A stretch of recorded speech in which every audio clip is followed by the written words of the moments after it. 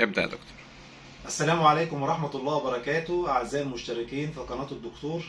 النهاردة مع عم مختار والدكتور أحمد مهدلي في صيدلية الأمانة. حبيت أكلمكم عن موضوع مهم جدا.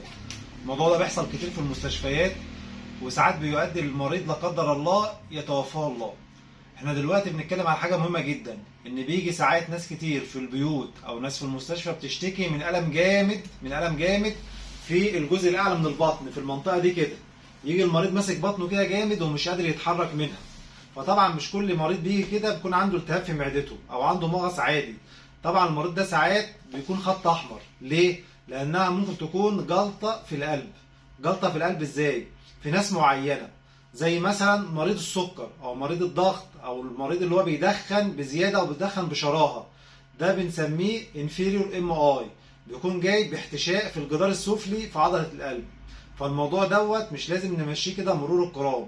المفروض المريض اللي بيجي لنا او المريض اللي في البيت لو جاله الم زياده في الجزء العلوي من البطن اللي هو اسفل الصدر على طول، والمريض دوت جه بعرق شديد وجه برفرفه او جه هو مش قادر ياخد نفسه ولا حاجه، ده كلها خطوط حمراء. المفروض ما نسيبوش لتاني يوم او نسيبه بدون اي علاج او نخليه يبذل مجهود زياده. ده المفروض نعمل له رسم قلب ضروري، ولو طلع رسم القلب كويس بنعمل له حاجه اسمها انزيمات قلب.